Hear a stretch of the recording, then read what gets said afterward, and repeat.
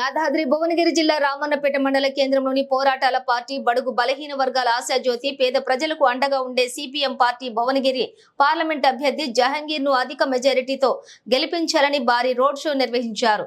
ఈ కార్యక్రమానికి ముఖ్య అతిథిగా సిపిఎం రాష్ట్ర కార్యదర్శి తమ్మినేని వీరభద్రం, మాజీ ఎమ్మెల్సీ చేరుపల్లి సీతారాములు హాజరయ్యారు। ఈ సందర్భంగా వారు మాట్లాడుతూ భువనగిరి పార్లమెంట్ ఎన్నికలు భూస్వాములకు పేద ప్రజలకు జరిగే పోరాటమని, పేద ప్రజల పార్టీ సిపిఎం పార్టీ అని, బడుగు బలహీన వర్గాలను అండగా ఉండే పార్టీని భువనగిరిలో గెలిపించుకోవాలని తెలియజేశారు। కొన్ని పార్టీలు మతాల పేరు చెప్పుకొని, కులాల పేరు చెప్పుకొని ఓట్లు అడుగుతున్నారని, బీజేపీ పార్టీ గెలిస్తే రాజ్యాంగాన్ని మారుస్తారని, అలా జరిగితే బడుగు బలహీన వర్గాల ప్రజలకు రిజర్వేషన్లు పోతాయని, ఉపాధి హామీ పథకం కమ్యూనిస్టు పార్టీ పోరాటం ద్వారానే సాధించామని, ఇప్పటికీ కరువు కాలంలో ఉపాధి హామీ పనులు జరుగుతున్నాయంటే కమ్యూనిస్టు చేసిన పోరాటాలే అని తెలియజేశారు। ఇతర పార్టీ ప్రజలకు డబ్బు, మద్యం, కులమతాలను అడ్డుపెట్టుకుని రాజకీయాలు చేస్తున్నారని, బడుగు బలహీన వర్గాల అభివృద్ధి సాధించాలంటే సిపిఎం పార్టీ అభ్యర్థి జహంగీర్ కి ఓటు వేసి అత్యధిక మెజారిటీతో గెలిపించాలని తెలియజేశారు। ఈ కార్యక్రమానికి సిపిఎం పార్టీ రాష్ట్ర నాయకులు, జిల్లా నాయకులు, స్థానిక ప్రజలు అత్యధికంగా పాల్గొన్నారు।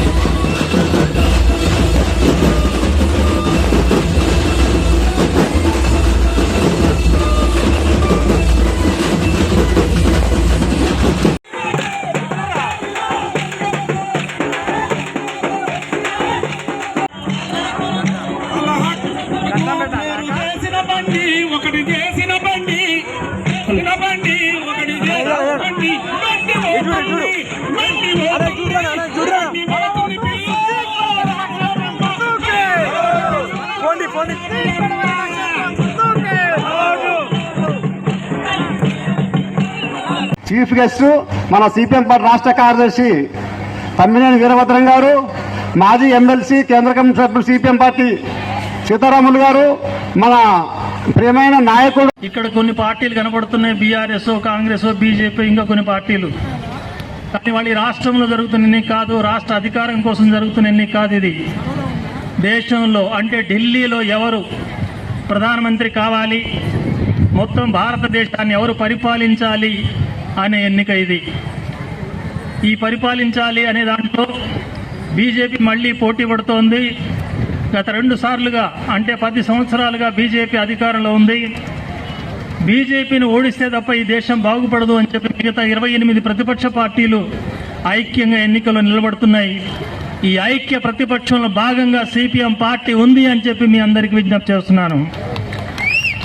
బీజేపీని ఓడించాలని సిపిఎం పార్టీ కంకణం కట్టుకున్నది। ఎందుకు బీజేపీ ఓడిపోవాలి? బీజేపీ నాయకులు వాజ్పేయి లేకపోతే ఇప్పుడు ప్రధానమంత్రిగా ఉన్న నరేంద్ర మోడీ గారికో, అమిత్ షా గారికో, నడ్డా గారికో సిపిఎం నాయకులకు ఉన్న పంచాయతీ ఏమి లేదు। మాకు వాళ్ళకు గట్టు తగాదాలు లేవు, బాకీ పంచాయతీలు అంతకంటే లేవు। ఉన్న తగాదా అలా విధానపరమైన తగాదా। బీజేపీ గెలిస్తే ఈ దేశాన్ని ఏం చేయబోతున్నది, గత 10 సంవత్సరాలుగా ఏం చేసింది అనేది ప్రజలు పరిశీలించాల్సిన అవసరం ఉంది। బీజేపీ పొరపాటున 3వసారి ఎన్నికలుంటే తప్పకుండా కమ్యూనిస్టుల సత్తా ఏమిటో భువనగిరి నియోజకవర్గంలో నిరూపించే సమయం వచ్చింది। ఈరోజు అధర్మానికి ధర్మానికి యుద్ధం జరుగుతోంది, న్యాయానికి అన్యాయానికి యుద్ధం జరుగుతోంది, ధనబలానికి ప్రజాబలానికి యుద్ధం జరుగుతోంది. నిరంతరం ప్రజల్లో ఉండి కష్టపడే ఒక సామాన్య కార్యకర్తకు బలిసి భూస్వామ్య గుండెల్లో పుట్టి పెరిగి ప్రజల్ని పీడించినటువంటి అభ్యర్థుల మధ్య జరుగుతున్న యుద్ధం ఇది. వాళ్ళనుకో ఇంకా కొన్ని గ్రామాల్లో పర్యటన ఉందని చెప్పారు. ఎక్కువ సమయం లేకుండా ముఖ్యమైన కొన్ని విషయాలు మాత్రం మీతో మాట్లాడదలుచుకున్నాను. చాలా మంది అనుకోవచ్చు ఎన్నికలు అంటే 5 ఏళ్లకు ఒకసారి వస్తాయి, ఎన్నికల్లో అనేక మంది పోటీలు చేస్తారు, పోటీలు చేసిన వాళ్ళు కొంతమంది ఓడిపోవడం, ఒకళ్ళు గెలవడం, గెలిచిన వాడు అసలు గారు చూపించబోయే అసలు సినిమా ఏమిటి మీరు అర్థం చేసుకోవాలి. బీజేపీ నాయకులు బాహాటంగా చెప్తున్నారు ఈ దేశంలో హిందూ రాజ్యం స్థాపిస్తామని. హిందూ రాజ్యం అంటే మీలో కొంతమంది పొరపాటు పడవచ్చు, మనమంతా హిందువులమే కదా, హిందువుల రాజ్యం అంటే మనందరి రాజ్యమే కదా, 180 మందిగా ఉన్నటువంటి మన హిందువులకు రాజ్యం వస్తే సంతోషమే కదా, ఈ ముస్లింలు, క్రిస్టియన్లు, ఇంకా ఇతర మతస్థులు, జైనులు, బౌద్ధులు, సిక్కులు వీళ్ళు కాకుండా హిందువుల రాజ్యం వస్తే మంచిదే కదా అని అనుకోని కొంతమంది అనుకోవచ్చు. కానీ అది పొరపాటు. అట్లా ఆలోచించే వాళ్ళు ఉంటే పప్పులో కాలేసినట్టే. హిందూ రాజ్యం అంటే ఏంటి? హిందూ రాజ్యం అంటే హిందువులందరి రాజ్యం కాదు. హిందువులో కొంతమంది అగ్ర కులాల వాళ్ళు, ఆధిపత్య వర్గాల వాళ్ళు, అదానీలు, అంబానీలు, కార్పొరేట్ శక్తులు ఈ దేశాన్ని మొత్తంగా దోచుకు తినే రాబందుల రాజ్యం తప్ప అది మొత్తం ప్రజల రాజ్యం కాదు. నిజంగా హిందువుల రాజ్యం అయితే హిందువులు ఏ కులాలు ఉన్నాయి? బ్రాహ్మణులు ఉన్నారు, వైశ్యులు ఉన్నారు, రాజులు ఉన్నారు, కమ్మ ఉంది, రెడ్డి ఉంది, యాదవ్ ఉంది, గౌడ ఉంది, చాకలి, మంగలి, కుమ్మరి, కమ్మరి, సకల కులాలు, సబ్బండ వర్గాలు ఉన్నాయి. వీళ్ళందరి ఐక్యత కోసం, వీళ్ళందరి అభివృద్ధి కోసం బీజేపీ పనిచేస్తుందా? అట్లా పనిచేసే బీజేపీ నాయకులకు ఒక ప్రశ్న ఏంటంటే, ఈనాడు దేశంలో అమలు జరుగుతున్నటువంటి అంబేద్కర్ రచించినటువంటి రాజ్యాంగాన్ని సమూలంగా మార్చేస్తామని బీజేపీ పార్టీ చెప్తోంది. ఆ రకంగా రాజ్యాంగాన్ని మారిస్తే జరిగేదేంటి? రాజ్యాంగంలో ఉన్న సమాన హక్కులు పోతాయి, రాజ్యాంగంలో ఉన్న రిజర్వేషన్లు పోతాయి, రాజ్యాంగంలో ఉన్న స్త్రీ సమానత్వాన్ని కాలరాసేస్తారు, రాజ్యాంగంలో ఉన్నటువంటి కులాల సమానత్వాన్ని కాలరాస్తారు, సనాతన ధర్మాన్ని అమలు చేస్తారు. సనాతన ధర్మం అంటే ఏమిటి? సనాతన ధర్మం అంటే రాముడో, భీముడో, దేవుడో, పూజలో, పెళ్లిళ్ళలో, కర్మలో, కాండలో, బ్రాహ్మలో ఇది అనుకుంటే పొరపాటు. ఇవి కాదు సనాతన ధర్మం అంటే. మోడీ గారు చెప్తున్నాడు దేశంలో సనాతన ధర్మాన్ని మేము కాపాడుతామని. సనాతన ధర్మం అంటే మనుధర్మం, మనుధర్మం అంటే కులధర్మం, కులధర్మం అంటే అగ్రకులాల వాడిని ఒక రకంగా, అట్టడుగునున్న దళితులు, మాల, మాదిగా లేదు, చాకలి, మంగలి, కుమ్మరి, కమ్మరి వగైరా బీసీ కులాలు వీళ్ళందరినీ అడగదొక్కటమే మనుధర్మం. వాళ్ళకు ఆ రకంగా దేశంలో స్థానం లేకుండా చేయటమే మనుధర్మం. వాళ్ళు చెప్తున్నారు ఏ కులంలో పుట్టినవాడు ఆ కుల వృత్తే చేసుకోవాలి, దళితులు చదువుకోవటమో, బీసీలు ఉద్యోగాలకు రావటమో, రాజ్యాలు వెళ్ళటమో సాధ్యం కాదని చెప్తున్నారు. అందుకే బీజేపీ వాళ్ళు బాహటంగా చెప్తున్నారు మేము అధికారంలోకి వస్తే రాజ్యాంగాన్ని మార్చే ప్రయత్నం చేస్తాం, రాజ్యాంగంలో రిజర్వేషన్లు మార్చే ప్రయత్నం చేస్తామంటున్నారు. ఈ రోజున అందరూ ఆలోచించాల్సిన అవసరం ఉంది. మనకి వాళ్ళ సమాన హక్కులు ప్రసాదించిన రాజ్యాంగాన్ని రద్దు చేస్తామని బీజేపీకి ఓటేయకూడదు. దాన్ని చిత్తుగా ఈ ఎన్నికల్లో ఓడించడం అనేది మన ధర్మంగా భావించాలని మీ అందరికీ విజ్ఞప్తి చేస్తున్నాను. ఎస్సీలో, ఎస్టీలో, బీసీలో వీళ్ళకి ఇచ్చిన రిజర్వేషన్లు కాలరాసే బీజేపీకి, ఆ రిజర్వేషన్లు మేము తీసేస్తామని చెప్తున్న బీజేపీకి ఓటేయటం అంటే మన కొరివితో మనమే తలగొక్కోవడం అవుతుంది. అట్లా కాకుండా రిజర్వేషన్లు బంద్ పెడతామని చెప్తున్న బీజేపీకి బొంద పెట్టాల్సిన అవసరం ఉందని మీ అందరికీ నేను విజ్ఞప్తి చేస్తున్నాను. వాళ్ళ బీజేపీ నాయకుడుగా పార్టీ మారిన ఒక నాయకుడు పోటీ చేస్తున్నాడు, బీసీ నాయకుడు అని చెప్తున్నాడు. ఆయన బీసీ అయితే అభ్యంతరం లేదు, ఆయన అభ్యర్థిత్వం అంటేనో, బోర నర్సయ్య అంటేనో సిపిఎం పార్టీకి ఏమీ తేడా లేదు. ఆయన వ్యక్తిగతంగా మాకు కూడా గౌరవమే. కానీ ఆయన ప్రాతినిధ్యం వహిస్తుంది బీసీఎల్ని, దళితుల్ని, ఎస్టీఎల్ని అణగదొక్కేటువంటి బీజేపీ సిద్ధాంతాన్ని, మనుధర్మాన్ని పాటించేటువంటి ఆర్ఎస్ఎస్ సిద్ధాంతాన్ని. అట్లాంటి పార్టీలో ఇవాళ బీసీ పోటీ చేసినా, ఎస్సీ పోటీ చేసినా, ఇంకే కులస్తుడు పోటీ చేసినా సరే ఆ అట్టడుగు కులాలకు న్యాయం చేయడానికి కాదు, ఆ అట్టడుగులను బొందబెట్టి పాలకులకు సేవ చేయడానికి, అంబానీలకు, అదానీలకు వాళ్ళకు ఊడిగం చేయడానికి మాత్రమే ఈ బీసీ నాయకులందరూ చేరుతున్నారనేది మనం గుర్తుపెట్టుకోవాలి. అందుకని కొంతమంది చెప్తున్నారు మా బీసీ వాడు మా కులం వాడు కాబట్టి మేము ఓట్లు వేద్దామని ఆలోచనలు చేస్తున్నట్టు. అట్లాంటి వాళ్లకు సిపిఎం పార్టీ తరఫున విజ్ఞప్తి చేస్తున్నాం. ఈ రోజున జరుగుతున్న విషయం బీసీఆ లేదా ఎస్సీఆ ఓసీ అని కాదు. ఆ బీసీలను అణగదెక్కే ఎజెండా ఎవరిది, ఆ బీసీలని ముందుకు తీసుకొచ్చే ఎజెండా ఎవరిది అనేది మనం ఆలోచించాలి. మనం అడుగుతున్నాం, ఈ దేశంలో ఉన్నటువంటి సకల కులాలకు జనాభా లెక్కలు కావాలి. జనాభా లెక్కలు లేకపోతే రిజర్వేషన్లు ఇవ్వరు. నేను ఇంతకుముందే చెప్పాను, బీజేపీ వాళ్ళు రిజర్వేషన్లకు వ్యతిరేకం. దేశంలో బీసీలకు రిజర్వేషన్లు కావాలని సిపిఎం పార్టీ కోరుకుంటోంది. రిజర్వేషన్లు కావాలంటే ఏం చేయాలి? లెక్కలు కావాలి. మీ ఇంటికి ఎవరైనా చుట్టం వస్తే ఇంటికి పోయి భార్యతో అంటావు, ఏమో చుట్టాలు వచ్చారు భోజనం చేయి అని చెప్పావనుకో, భార్య వేసే మొదటి ప్రశ్న ఏంటి? ఏమని అడుగుతుంది? ఎంతమంది వచ్చారని అడుగుతుంది. అంటే ఎంత అన్నం వండాలో, ఎంత కూర వండాలో, ఎన్ని బియ్యం పోయాలో, ఎన్ని పప్పులు పోయాలో, చుట్టాలు ఎంతమంది వచ్చిందో తెలిస్తే తప్ప ఎంత అన్నం వండాలో తెలియదు. అట్లాగే రిజర్వేషన్లు కావాలా వద్దా నిర్ణయించాలంటే ఈ దేశంలో బీసీలు ఏ కులం వాళ్ళు ఎంతమంది ఉన్నారో లెక్క తేలాలి. అలా లెక్క తేలాలంటే ఎస్సీలు ఎంతమంది, బీసీలు ఎంతమంది లెక్క చేయాల్సినట్టుగానే, ఎస్సీలు ఎస్టీలకు లెక్కలు తేలినట్టుగానే చాకలి మంగలి కుమ్మరి కమ్మరికి గౌడ యాదవ్కు ముద్రాస్కి ప్రతి కులానికి కూడా లెక్కలు తేలాలి. ఆ లెక్కలు తేలాలని కోరుతున్నది ఎవరు? ఈ దేశంలో జనాభా లెక్కల్లో కులాల లెక్కలు కూడా తీయాలని కోరుతున్న సిపిఎం పార్టీ, ప్రతిపక్ష పార్టీలు తప్ప బీజేపీ పార్టీ కాదు. నిజంగా బీజేపీ పార్టీకి మేము ఇప్పుడు రిజర్వేషన్లు రద్దు చేస్తుంది బీజేపీని మేము చెప్తే, రేపు బీజేపీ నాయకుడు వచ్చి ఈ తమ్మినేని వీరభద్రం లేదు సిపిఎం నాయకులు వచ్చి తప్పులు చెప్తున్నారు, మేము రిజర్వేషన్లు రద్దు చేయం అని మాట చెప్పారనుకోండి, మీరు ఎవరు మాట నమ్మాలి? రిజర్వేషన్లు రద్దు చేస్తారు బీజేపీ వాళ్ళని చెప్పి నా మాట నమ్మాలా? లేకపోతే రద్దు చెయ్యం మేమనంటే బీజేపీ అభ్యర్థి మాట నమ్మాలా? ఎవరి మాట నమ్మక్కర్లేదు. ఒకటే ప్రశ్న మీరు వెయ్యండి. నిజంగా రిజర్వేషన్లు కోరుకునే వాళ్ళైతే ఆ రిజర్వేషన్లు ఏ కులాలకి ఇవ్వాలా? ఆ కులాల లెక్కలు తేలాలి కదా. ఆ లెక్కలు తేలాలంటే జనాభా లెక్కలో కుల లెక్కలు కూడా ఉండాలి కదా. కుల లెక్కలు జనాభాలో పెట్టమని ప్రతిపక్షాల ప్రణాళిక, సిపిఎం పార్టీ ప్రణాళిక చెప్తుంటే బీజేపీ వాళ్ళు ఎందుకు ఆ మాట రాయటం లేదు? వాళ్ళ ప్రణాళికలో సూటిగా అడగండి, గల్లా పెట్టి అడగండి. ఆ రిజర్వేషన్లు ఇవ్వకపోతే మీకు ఒక్క ఓటు కూడా పడదని చెప్పండి. అది సరైన బుద్ధి చెప్పడం అవుతుంది బీజేపీకి. ఒక పేదవాళ్ళ సమస్యలు పోరాడింది సిపిఎం పార్టీ. పోరాడే చేతులు, ఖాళీ చేతులు ఉంటే పోరాడడం కష్టం. పోరాడడం చేతగాని వాడి చేతికి గది ఇచ్చినా, కత్తిచ్చినా, బల్లెం ఇచ్చినా వాడు ఉపయోగించలేడు దాన్ని. పార్లమెంట్లో మాట్లాడడం చేతగాని వాడు, ప్రజల సమస్యలు పట్టని వాడు, ప్రజలంటే ఏంటో తెలియని వాడికి డబ్బు ఉందనో, సారా ఉందనో, వాళ్ళకి బలగం ఉందనో ఓటేసి పార్లమెంట్కి పంపిస్తే ఏం చేస్తాడు? గోళ్ళు గిలుగుంటాడు, ముడ్డు మీద కూర్చుంటాడు. కానీ పోరాడే చేతులకు కత్తిచ్చినా, కలమిచ్చినా ఇంకా బలంగా పోరాడుతుంది. చెయ్యి గడగడలాడిస్తుంది శత్రువుని, ప్రజల తరఫున నిలబడుతుంది ఎర్ర జెండా. అట్లా ఎర్ర జెండాకు బలం ఇవ్వని మేము అడుగుతున్నాం. పోరాడే చేతికి కత్తి ఇవ్వమని అడుగుతున్నాం. పనికి రానోడికి, యుద్ధం చేతగానోడు కత్తి ఇస్తే ఉపయోగం లేదు. ఆ రకమైనటువంటి పోరాటాలు చేస్తున్న పార్టీ సిపిఎం పార్టీ. దేశంలో కార్మికుల సమస్యలు కానీ, రైతాంగ సమస్యలు కానీ, యువకులు, విద్యార్థులు, మహిళలు ప్రతి ఒక్కళ్ళ సమస్యల మీద పోరాడుతున్నటువంటి పార్టీగా సిపిఎం పార్టీ ఉంది. అందుకే మేము విజ్ఞప్తి చేస్తున్నాం, పోరాడే వాళ్ళు ఉండాలి.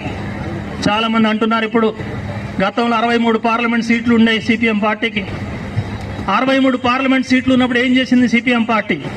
ఆనాడు అధికారంలో ఉన్న కాంగ్రెస్ పార్టీకి చెక్ పెట్టి, మీరు కానీ పేదవాళ్ళకు ఉపాధి హామీ చట్టం తీసుకురాకపోతే మీ గవర్నమెంట్ కోలేస్తాం అని గట్టిగా నిలదీస్తే వచ్చింది ఈ ఉపాధి హామీ చట్టం. ఈ రోజు వ్యవసాయ కూలీలకు రోజులు పని దొరుకుతుందంటే, ఆ పని రోజుల్లో కొంత కూలీ వస్తుంది అంటే అది ఎర్ర జెండా పెట్టిన భిక్ష అనేది మనం అర్థం చేసుకోవాల్సిన అవసరం ఉంది. అట్లాగే హరిజనులు, దళితులు, గిరిజనులు వీళ్ళందరి హక్కుల కోసం పోరాడింది ఎర్ర జెండా. పోడు హక్కుల భూముల కోసం పోరాడింది ఎవరు? ఆనాడు కాంగ్రెస్ ప్రభుత్వం మీద ఒత్తిడి తీసుకొచ్చి 10 ఎకరాల భూమికి గిరిజనులకు పట్టాలు ఇవ్వకపోతే, రిజర్వ్ ఫారెస్ట్ లో కూడా పట్టా హక్కు ఇవ్వకపోతే మీ కాంగ్రెస్ గవర్నమెంట్ కూలగొడతామని చెప్పి 63 మంది ఎర్ర జెండా నేతలు, సిపిఎం పార్లమెంట్ సభ్యులు హెచ్చరిక చేస్తే, ఆనాడు ఉన్నటువంటి మన్మోహన్ సింగ్ ప్రభుత్వం చట్టం తీసుకొచ్చింది, పోడు హక్కుల చట్టం. ఇవాళ గిరిజనులకు 10 ఎకరాల భూమి ఇవ్వకుండా కేసీఆర్ అడ్డం పడితే తెలంగాణ రాష్ట్రంలో ఉప్పెన లాంటి ఉద్యమం నిర్మించి కేసీఆర్ బొడ్లో చెయ్యేసి 4 లక్షల ఎకరాలకు పట్టా హక్కులు సాధించిన చరిత్ర ఎర్ర జెండా పార్టీది. మీరు గుర్తుపెట్టుకోండి. ఆ రకంగా గిరిజన హక్కుల కోసం పోరాడింది ఎర్ర జెండా. అసంఘటిత రంగ కార్మికులు కానీ, అంగన్వాడీలు కానీ, ఆశాలు కానీ ఎన్ని రకాల పోరాటాలు చేశారు. గతంలో చంద్రబాబు నాయుడు గుర్రాలతో తొక్కిస్తే అంగన్వాడీల్ని అండగా నిలబడింది ఎర్ర జెండా. వాళ్ళకి వాళ్ళ 10,000, 8,000, 15,000 జీతం వస్తుంది అంటే అది ఎర్ర జెండా పుణ్యం అనేది మనం అర్థం చేసుకోవాల్సిన అవసరం ఉంది. రేపు వచ్చే పార్లమెంట్ సభ్యుడు 100 ఇస్తాం, 500 ఇస్తాం, 300 ఇస్తాం, అరకాయ సార్ ఇస్తాం, రోజు 300 కూలి ఇస్తామంటే అయ్యో వాళ్ళు డబ్బులు ఇచ్చారు కదా, సిపిఎం వాళ్ళ దగ్గర డబ్బులు లేవు కదా, జహంగీర్ దగ్గర డబ్బులు లేవు కదా. మా జహంగీర్ ఉపన్యాసాలు నేను పత్రికలు చూస్తున్నా. మా పార్టీ దగ్గర డబ్బులు లేవు, నా దగ్గర డబ్బులు లేవు, నా దగ్గర డబ్బులు లేవు, మా పార్టీ దగ్గర డబ్బులు లేవు. అందుకని రైతులకు ఎకరాలు పంచినటువంటి చరిత్ర సిపిఎంది. ఆ 4 లక్షల ఎకరాలు ఎన్ని వేల కోట్ల రూపాయలు అయితే మీరు ఆలోచించండి. వీడు ముష్టి 300 ఇస్తే 3,000 ఇస్తే అది చూసా మీరు ఆలోచించాల్సింది, ఓటేయాల్సింది. అందుకే ఈ రోజున సిపిఎం పార్టీ చేసిన కృషి, ప్రజల్లో సాగిస్తున్న పోరాటం అది గుర్తుపెట్టుకోండి అని చెప్తున్నా. ఆ పోరాటాలు చేసింది ఎవరు? నేను ఏ అభ్యర్థి పేరు చెప్పడం నాకు ఉద్దేశం లేదు. ఇవాళ చూస్తే ముఖ్యమంత్రి రేవంత్ రెడ్డి దగ్గర నుంచి ప్రతిపక్ష నాయకుడు మన కేసీఆర్ దగ్గర దాకా అందరూ వ్యక్తిగతంగా విమర్శలు పెట్టుకున్నా. నీ ముక్కు వంకర అంటే మూతు వంకర, లేదు ఇంకొక పార్టీలో పోతావు అంటే ఇంకో పార్టీలో పోతావు, నువ్వు చేయబట్టే కరువు వచ్చిందంటే నువ్వు చేయబట్టే వాహనాలు రాలేదు, ఇట్లాంటి మాటలని వాళ్ళు చెప్పుకుంటున్నారు. నేను చెప్పేది ఒకటే, రాజకీయాలను భ్రష్టు పట్టించింది ఎవరు? పార్టీ ఫిరాయింపులు ప్రోత్సహిస్తుంది ఎవరు? వేల కోట్ల రూపాయల చేతులు మార్చి అసలు రాజకీయాల్లో నీచత్వానికి ఒడుగడుతుంది ఎవరు? ఒకప్పుడు తెలుగుదేశం పార్టీకి తిరుగులేదన్నారు రాష్ట్రంలో. ఏమైంది తెలుగుదేశం పార్టీ వాళ్ళ? ఆ తర్వాత కాంగ్రెస్ వచ్చింది, తిరుగులేదన్నారు. తర్వాత టీఆర్ఎస్ వచ్చిన తర్వాత కాంగ్రెస్ పరిస్థితి ఏమైంది? 2014లో 26 మంది కాంగ్రెస్ నాయకులు గెలిస్తే 26 మందిలో 4 మిగిలారు, మొత్తం పోయారు టీఆర్ఎస్ పార్టీలోకి. అబ్బా టీఆర్ఎస్ పార్టీకి అసలు ఎదురే లేదు, ఇంకా దానికి తిరిగే లేదన్నారు. టీఆర్ఎస్ ఓడిపోయింది. ఓడిపోయిన తర్వాత ఇప్పుడు ఏమైతుంది? అందరు వరుస పెట్టి వాళ్ళు కాంగ్రెస్లో చేరుతున్నారు. తెలుగుదేశం ఉన్నప్పుడు తెలుగుదేశం ఉండి తర్వాత మొత్తం అధికారం మారంగానే అధికారం నేను ఎందుకంటే సమయం లేదు కాబట్టి నేను ఆ వ్యక్తులకు నేను ఒక 3 ప్రశ్నలు వేస్తా ఉన్నాను. ఇక్కడ పత్రికా విలేకరులు, ప్రింట్ అండ్ ఎలక్ట్రానిక్ మీడియా ఉన్నటువంటి పెద్దలు, మిగతా అన్ని రాజకీయ పార్టీలు, అన్ని కులాల పెద్ద మనుషులు అందరూ కూడా దయచేసి వినాల్సిందిగా కోరుతున్నాను. 3 ప్రశ్నలు వేయదలిచాను నేను అభ్యర్థులకు. మొదటి ప్రశ్న ఏమిటంటే, అది కాంగ్రెస్ అయినా, బీఆర్ఎస్ అయినా, బీజేపీ అయినా, ఓ అభ్యర్థులారా, ఎన్నికలు మీరు పోటీ చేస్తున్నారు కదా, భువనగిరి పార్లమెంట్ నియోజకవర్గంలో ఉన్నటువంటి 7 అసెంబ్లీ నియోజకవర్గాల్లో ఉన్నటువంటి ప్రజా సమస్యలపై మీరు ఏం అధ్యయనం చేశారు? ఆ ప్రజా సమస్యలు ఏమిటో మీకు తెలుసా అని అడుగుతా ఉన్నాను నేను. మాట్లాడండి, ఏం మాట్లాడతారో మాట్లాడండి. కూర్చుందాం, ఇక్కడే సుభాష్ విగ్రహం దగ్గర కూర్చుందాం. 4 కుర్చీలు వేయండి, కూర్చొని మాట్లాడని సిద్ధంగా ఉన్నాను. ఈ సవాల్ స్వీకరించండి. ఒక్క 10 నిమిషాలు మాట్లాడండి చాలు. భువనగిరి నియోజకవర్గ ప్రజా సమస్యల మీద నేను మాట్లాడగలుగుతాను. స్వయంగా చూశాను. అది జనగామని కానీ, తుంగతుర్తి కానివ్వండి, మనుగోడు కానివ్వండి, నగరికలు కానివ్వండి, ఇబ్రాహీంపట్నం, భువనగిరి, ఆలేరు సమస్తంగా ఉన్నటువంటి 7 నియోజకవర్గాల పరిధిలో ప్రజా సమస్యల విషయంలో మేము పోరాడాం, ఫలితాలు సాధించాం. ఇక రెండో ప్రశ్న వేదలిశారు సోదరులారా. రెండో ప్రశ్న ఏమిటంటే, ఈ ప్రజా సమస్యల విషయంలో మీరు ఎలాంటి పరిష్కారాన్ని చూపారు? ఏమైనా ఫలితాలు సాధించారా? మేం చెప్పదలిచాం. ఫలితాలు ఎక్కడివండి? వాడు పనిచేస్తే కదా ఫలితాలు సాధించడానికి. పోరాడినటువంటి వాళ్ళం, ఫలితాలు సాధించాం. ఇప్పుడు అశోక్ అన్న మాట్లాడాడు, ధర్మారెడ్డి పెళ్లి కాల, బునాది గాని కాల, పిలా పెళ్లి కాల, ఈనాడు బస్సాపురం రిజర్వాయర్ సాధన కోసం పోరాడుతుంది సిపిఎం పార్టీ కదా. అనేక ఉద్యమాలు చేసినటువంటి వాళ్ళం, జైలు జీవితాన్ని అనుభవించిన వాళ్ళం, లాఠీ దెబ్బలు తిన్న వాళ్ళం, కేసులు అనుభవించాం, రాస్తారోకలు చేసాం, ధర్నాలు చేసాం, అనేక సమస్యలపై పోరాడడం కన్నమ్మ కష్టం చేసినాం. అనేక ఉద్యమాలు చేసిన అనుభవం మాకున్నది. అందుకే రండి కూర్చొని మాట్లాడుకుందాం చెప్తున్నాను. ఇక 3వ ప్రశ్న, అత్యంత కీలకమైన ప్రశ్న. ఈ భువనగిరి పార్లమెంట్ ఎన్నికల్లో ఒక సవాల్ ఏమిటంటే, మిగతా 3 అభ్యర్థులకు కాంగ్రెస్, బీఆర్ఎస్, బీజేపీ ఈ ఎన్నికల్లో డబ్బు, మందు, కులం, మతాన్ని ప్రయోగించకుండా మీరు ఎన్నికల్లో గెలవగలుగుతారా? రండి చేద్దాం.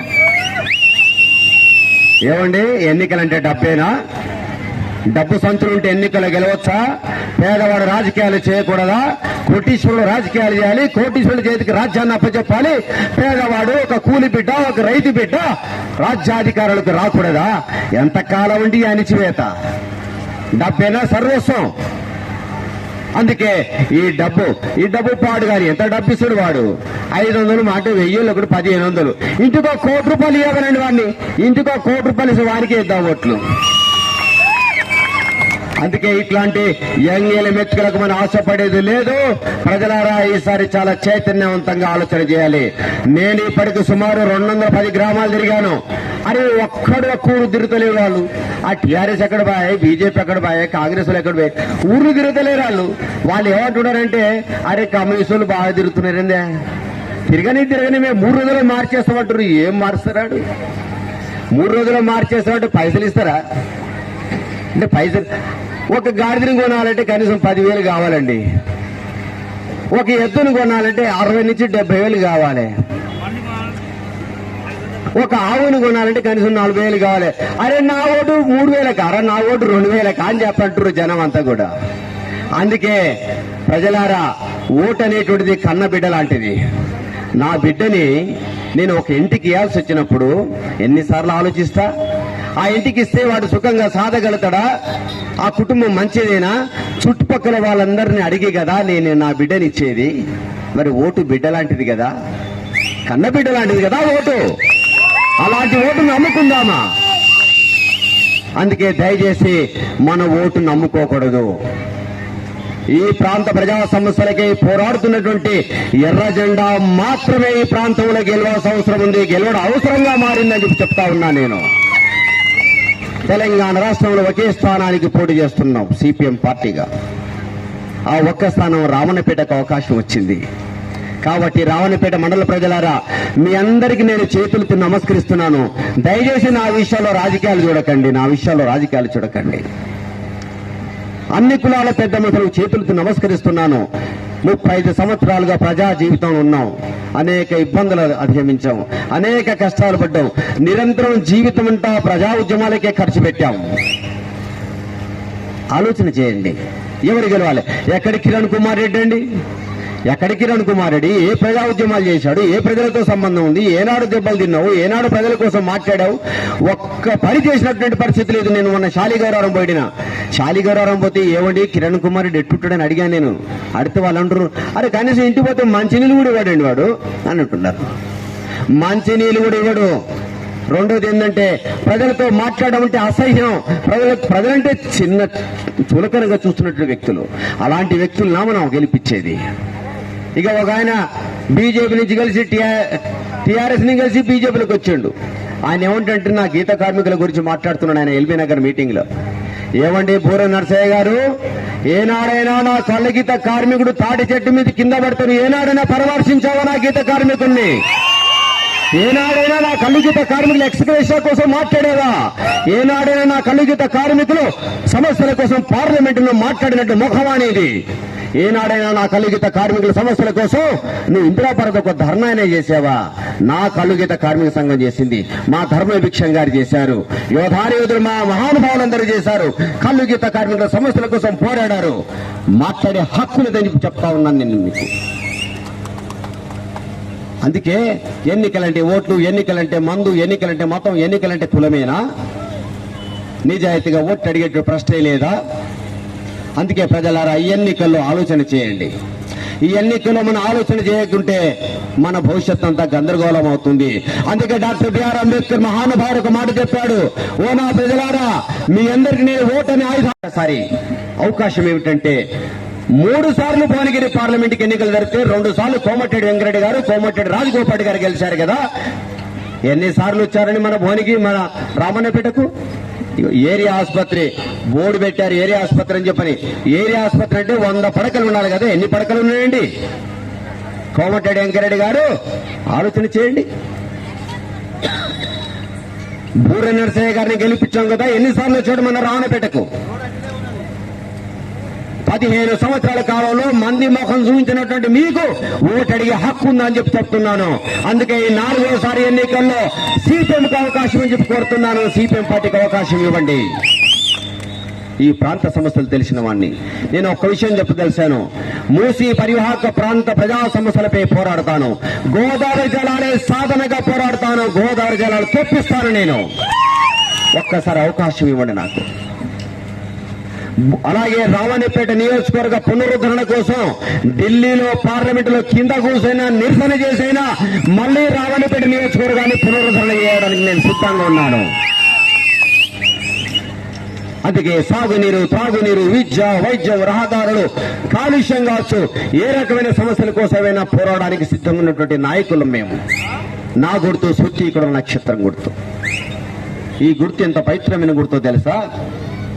ఈ గుర్తు అమరజీవి కామ్రేడ్ కందాల రంగారెడ్డి గారి గుర్తు, సూర్యీకరణ నక్షత్రం గుర్తు. ఈ గుర్తు కామ్రేడ్ నర్రా రామరెడ్డి గారి గుర్తు.